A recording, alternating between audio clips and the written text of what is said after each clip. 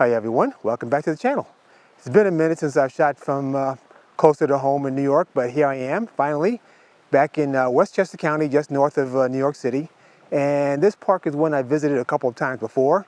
Not this specific location, at least not to shoot. I remember this river and little cascade back there, but I didn't actually shoot along there.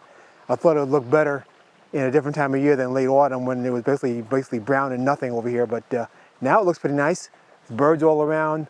The light is just about right for woodland or floral photography. It's like partly cloudy, and plus there's still haze in the air from the unfortunate fires in eastern Canada. But that's working to my advantage, at least photographically. So I'm going to hike down the trail over here that's to my left and see what I can come up with. I expect I'll be out here for a few hours because it's only about, well, it's just after 2 o'clock in the afternoon now. So I should have several hours of decent light as long as it doesn't get too bright, and I don't think it will. From what the forecast said. So let's get started, and I'll see you in a little bit.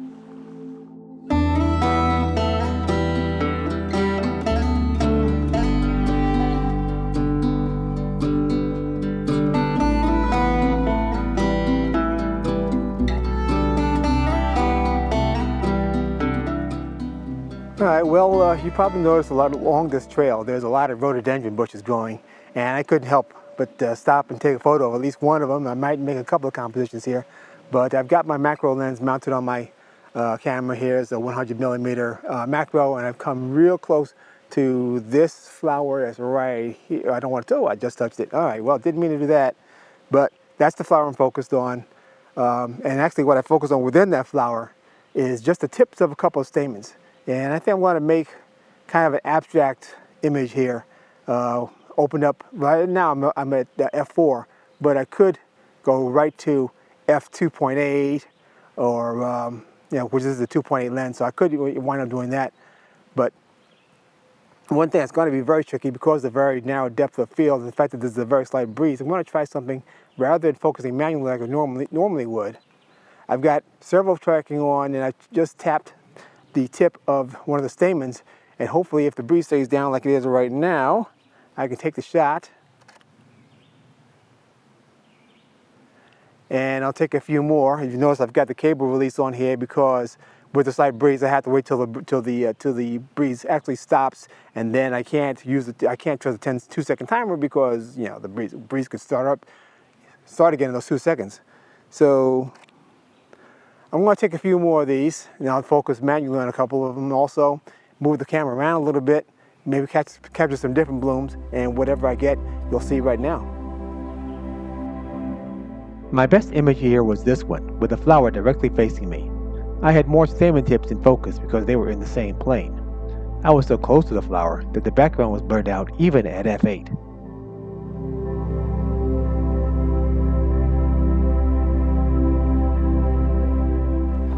Well, I kind of can't believe how long I spent just taking that close-up photos of the rhododendrons. So I was probably about a half hour there. Hopefully by the time as you're looking at this, that time was worth it. So I'm going to move on down the trail. I know there's a wetland at the, maybe about a mile or so long, and hopefully there'll be something photo-worthy down there. All right, so I'm a bit further down the trail now, and I found my second composition. One thing about woodland is it's really important. There's a saying or a cliche about finding order within the chaos, and basically that just means look for simple compositions. And here, you can't get much simpler than a boulder, ferns, and a tree kind of all meshing together. Actually, there's 2 trees in this image, in this composition that I'm looking at right now. I'm not quite sure if I'm going to use both trees or just swing it around to one, which if I do this, let me just loosen the axis here and swing it around this way. I'm not quite sure which is a better composition. I'll probably take photos of both compositions and see which one I like the best. So my settings right now for 1 second f11 at ISO 125.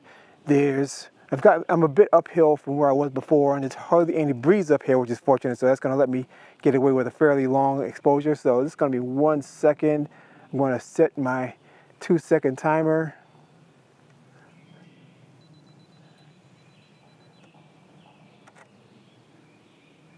And I'll take a few others. Like I said, there's variations of this. I might do a horizontal. I might put on the 14 to 25 and take a really wide angle, though probably not as I'm looking around. No, I'm not gonna do the super wide angle. That's gonna be bringing too much extraneous mess, which would go against what I just said about keeping the composition simple. All right, so here's the shot, and I hope you like it.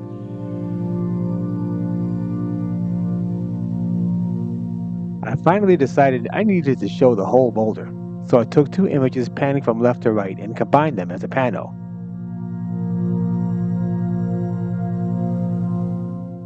Unfortunately, the boulder was hard to separate from the background because of all the moss and lichen, so kind of a fail in my opinion.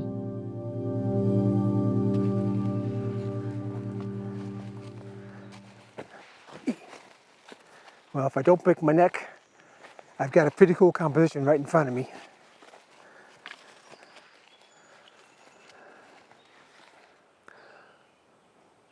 Well, it pays to be flexible, because when I said I saw something cool, I was looking at this creek, which is kind of cool, and I might still take a picture of it, but what is actually got my attention right now are these groupings of trees right in front of me.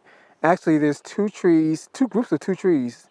This one and this one, and you can see they're actually 2 trees each, twisting around each other, almost like lovers.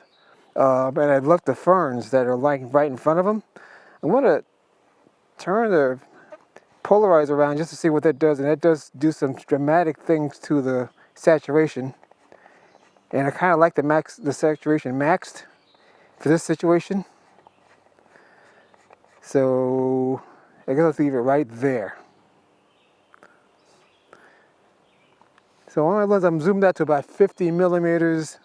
My settings are f11 at 1/25th of a second, and a 1 second exposure seems about right. I'm going to bracket this though. First, I'm going to focus on the foreground ferns.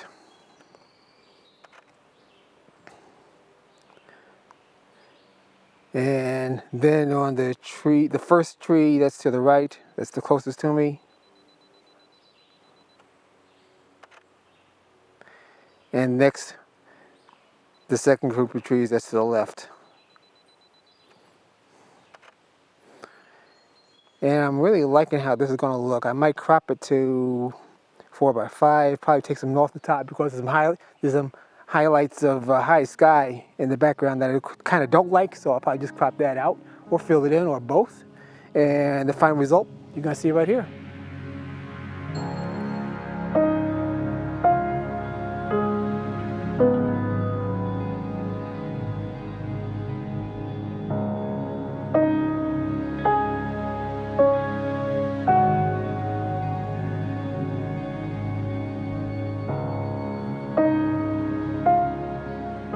All right, I think I'm at my last composition for the day. It's going on 6 o'clock and it's starting to get a little dark. I've got about an hour to get to the car. So let me just show you what I have here. Basically, I've got a grouping of 5 trees. Actually, it's 5. It's really 6, well, 5 groupings of 6 trees, and 2 of the trees are kind of grown together in the background over here, and this one over here is basically just a burnt out stump or a rotted out stump. But I find it interesting. I really like the foreground of ferns right before it. I mean, New York doesn't have bluebells, but we do have lots and lots of ferns, and they make good foreground too. Now, in this image, because I've actually the sun is actually behind the hill behind me, but it's lighting up the other side of the ravine in front of me, and that's causing a very blown out background. So I'm probably going to have to both focus stack this and exposure stack it. So I'm going to start my focus stack. Let's see. First of all, let's go through the settings. I've got about 1.6 seconds. I might change the angle of this just a little bit. I'm going to turn the polarizer around just to see what that does. It really does have a good, strong effect. I don't want to totally remove the highlights of most of them. So right about there. So I've got F11, ISO 125, 1.6 seconds. I'm going to first focus on the ferns right in front of me.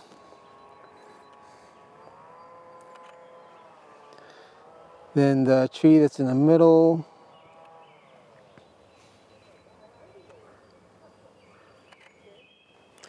Then, let's see. I guess I'll go to that stump. If I can hit it. There we go.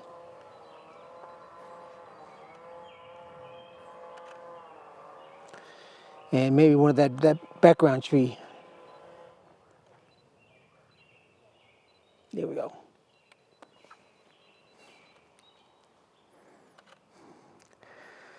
Now I'm going to take it way down in terms of the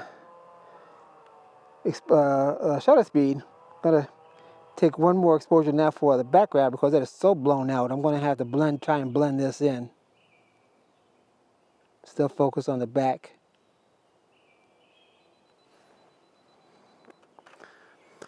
Yeah, so that background exposure is at 1/5 of a second at f11 instead of 1.6 seconds. So I think it's going to be my final composition. I'm going to put it up for you right now. And then I'm going to make plans to get back out of here. I took multiple images for both the foreground stack and the background, varying the exposure slightly. So the final shutter speeds I used were a bit different from what I said in the narrative.